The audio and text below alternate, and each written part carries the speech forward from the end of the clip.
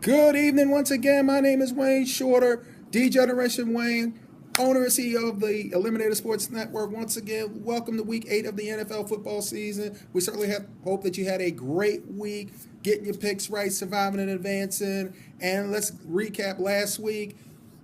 And once again, I called it last week. I said that I would probably pick the Falcons because I already picked the Chargers and they screwed me. So, of course, the Falcons and the Chargers play. Chargers are down by like 10. They come back and win in overtime. Still trying to figure out why the coach went for it on 4th and 1 from their own 44. Just saying. Cost me an eliminator pick, but you know what? Life goes on anyway. Now, let's get into this week's games. You already know that the AFC South was played on Thursday night. Jacksonville losing to Tennessee by a score of 36-22. And if you had Marcus Mariota, I did, in fantasy, he got you a lot of points this week. So let's go on to this week's games. Let's have some fun. Let's knock it out the box. Now, first up, the London game, 9:30 a.m. Eastern Standard Time. The Washington Redskins taking on the Cincinnati Bengals. Cincinnati, a 2.5-point favorite. As far as an eliminator game goes, you kind of want to stay away from it because you really don't trust Andy Dalton, and you definitely don't trust Kirk Cousins, and it's a road game. So, once again, you know how we do the rules. You try to pick the home team, and you try to stay away from division games. So, I don't trust Andy Dalton, but I'm going to pass on it anyway. Next up, we're going to start with the 1 o'clock games. Kansas City Chiefs, 2.5-point favorite over the Indianapolis Colts. A rematch of a wild card weekend game a few years back when the Chiefs led like 36-10, and then the Colts came all the way back and won the game like 44-41, something like that. I don't remember the final actual score, but it was a barn burner. It was a shootout, and the Colts went on. I think they went on to loss the next week, but because they spent all their energy in the division round game. But this week, Colts season pretty much is on the line. Chiefs, 2.5-point favorite. As far as eliminators, stay away from it. This is the game I'm going to go with. The next one up. Arizona Cardinals, Carolina Panthers. Panthers are 2.5-point favorite at home. Yes, I know the Panthers are 1-5. Yes, I know the Cardinals came off a disappointing tie against Seattle when it was 6-6, and it set football back about 20 years. The only reason why I'm going with this game as my survivor pick, simply put, Cam Newton. I trust Cam. This is their season. The Panthers' season is on the line. Now, can they still win the NFC South? Probably not. Can they at least get back to 500, maybe make a run for a wild card spot? Probably. It starts on Sunday. Must win, season on the line, backs against the wall. This is my eliminator pick. It's a risky one, but you know what? I trust Cam Newton more than I trust Carson Palmer. Enough said. Cam Newton's the MVP. He's going to play like one on Sunday. He's going to win the game for the Panthers. My eliminator pick. The Panthers over the Cardinals on this coming Sunday. Now, more games on the slate. Tampa Bay, a pick'em favorite over the Oakland Raiders. I want to say LA because that's probably where they're going to end up going in about 3 years. Jameis Winston versus Derek Carr. Do you trust Jameis Winston? He's kind of regressed a little bit.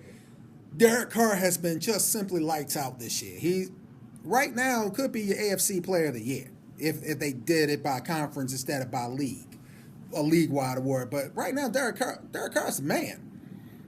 Not on my fantasy team, but as far as eliminator pick, he torched my Ravens. I'm still not over that. And as far as Tampa Bay goes, I just don't trust Jameis Winston, and I don't think it's a good eliminator pick if you haven't used them anyway. Now we're getting into the part of the season where you really kind of have to pick what your matchups are because you may have used your good teams early, or you might have you're trying to hold on to certain teams. You figure now that we're now halfway in, you kind of can get a read. But as I learned with the Falcons last week, you think they would win? Turn out they don't. So, moving forward. Seattle, 3.5-point favorite over the New Orleans Saints. Seahawks' best defense in the league takes on the best offense in Drew Brees. Wouldn't use this as an eliminator pick, but I think this will be the upset. I think New Orleans will pull it out. They'll beat Seattle, and it'll probably be a low-scoring game by their standards, by a score like maybe, 27-24. I just don't think that Seattle defense isn't what it used to be, but I do think Drew Brees will get points on the board for the Saints, and I think he will manage to knock out the Seahawks. So, as far as eliminator pick, I'd be kind of, I'd hedge my bets on it though, because right now the Saints are an underdog. Next up, you have at 1 o'clock the Detroit Lions taking on the Houston Texans. Matthew Stafford is having an all-pro and all-world year, and this is kind of amazing. Without Calvin Johnson, who retired to go on Dancing with the Stars, he's got a three-headed monster led by former Raven Anquan Bolton, Golden Tate, and the one they picked up from Cincinnati, Jones. I can't remember his first name. I think it's Mike Jones, the wide receiver from Cincinnati, and it's now been a three-headed monster, and all of them are gelling well.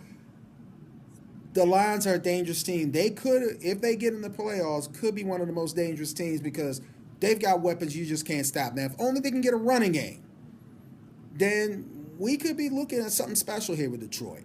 Maybe not this year, maybe not next year, but if they keep the pieces together, Detroit will be a team to watch and watch and enjoy the show, as they would say. Now, next up we have the rematch. Bill Belichick, Rex Ryan, Patriots 6.5-point favorite, and now you have to face Tom Brady. He is going to light it up. Right here, 375, 4 scores. And I've been pretty close on everyone I've called on Brady this year. So 375 and 4 scores. Because he's going to take out that Jacoby Brissett game on y'all. So 375 and 4. Patriots will win, unfortunately. I don't like the Patriots, but what Tom Brady is doing is just downright criminal right now.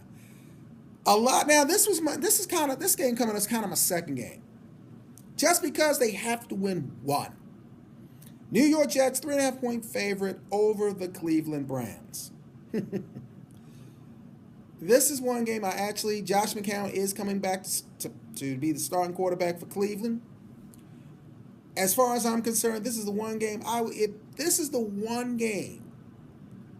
think Cleveland can win. Because if you look at the rest of their schedule, they got pretty much the whole AFC North again.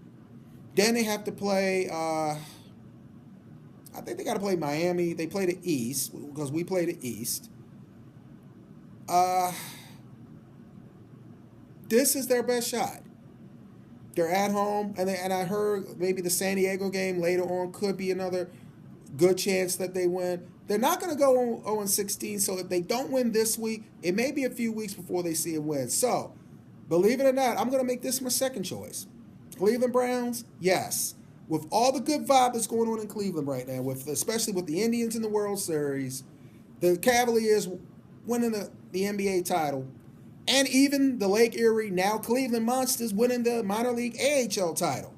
Some of the good luck has to come your way, Cleveland. And the Browns, we hope that in the euphoria of watching the Indians maybe clinch a World Series by the time Sunday rolls around, we hope that, we pray that some of that good vibe that's from Jacobs Field and Quickens Loan go into First Energy Stadium. Just saying. They're my second pick. Now, coming up on the late games, 4 o'clock, Denver Broncos, 5.5-point favorite over the San Diego Superchargers. Trevor Siemian is balling pretty good, but it's a division game, so you know what I say, stay away from it. Next up is the America's Game of the Week, and the only 4 o'clock game. Green Bay Packers, Atlanta Falcons. Falcons, you kind of pissed me off last week. I mean, what was your coach thinking? And I don't even want to know his name right now because you cost me. His name Mike Smith because Mike Smith got fired. I think it's the guy who was the Dan Quinn. I knew I remember his name. What the hell was you thinking going on 4th and 1 at your own 44 in a tie game in overtime? Really? Really? Really?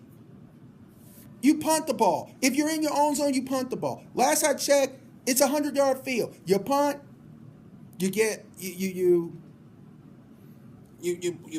hope that your defense can make a stop, because I admit the defense wasn't stopping anybody, but you just let me move on because I'm going to get more pissed off because you cost me a eliminator game. And the big Sunday night game, Carson Wentz against Dak Prescott. Eagles versus Cowboys. Cowboys 4.5-point favorite.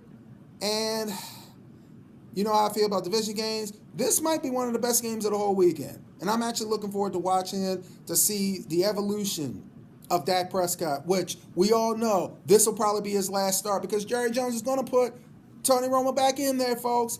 Cowboy Nation, please, if you have any sanity, which I know there are some of my friends that are Cowboy fans, beg Jerry Jones, do not put Tony Romo back in there because the offense is going so well. And actually, Dak Prescott's a likable guy. I mean, if you heard his story, his mom passed away of cancer. Went through kind of some hard times in his life, and now, he got an opportunity. He's running with it. But no, Dak, this is your team now. I mean, Tony Romo should just do the right thing. And I know and I understand you don't lose your job because of injury, but, well, ask the guy who you replaced in Dallas, Mr. Romo, by the name of Drew Bledsoe. Ask him about how he was hurt and out for the year, and then some guy by the name of Tom Brady, I don't know. He turned out to be pretty good.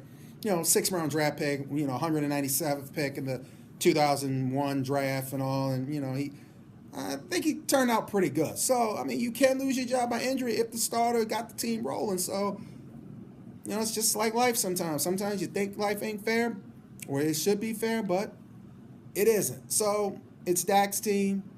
It's going to be Dak's team for a lot of years to come. And it's going to be a pretty good game to watch between two up-and-coming young superstar quarterbacks to be. Not now, but to be. And finally, the Monday night game, and it's a division matchup. Minnesota Vikings, 6.5-point favorite over the Chicago Bears. And supposedly, yes, Jay Cutler is your starting quarterback again. At least you still have the Cubs for hopefully another few more days after the Bears, after the Monday night game. So Chicago's having a big weekend. You got baseball, World Series baseball, Friday, Saturday, Sunday, and then the letdown, you got the Bears Monday night. Hopefully the Cubs at least get you to a 6 game so you can kind of take your mind off the Bears. The Bears. But as far as eliminator pick goes, stay away from it. Even though I have heard a lot of people taking Minnesota, but you know how I feel about division games. This will probably be the one game the Bears come up and shock Minnesota and win. And then I'll be told I told you so. So as far as the division game, I know it's a lot of people tempted to take Minnesota.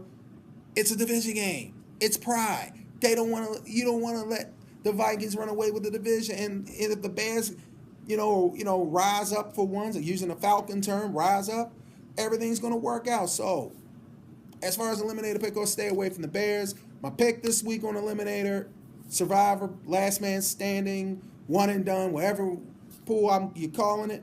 My pick, Carolina Panthers. So, Carolina, I'm putting you out there. Get it done for me.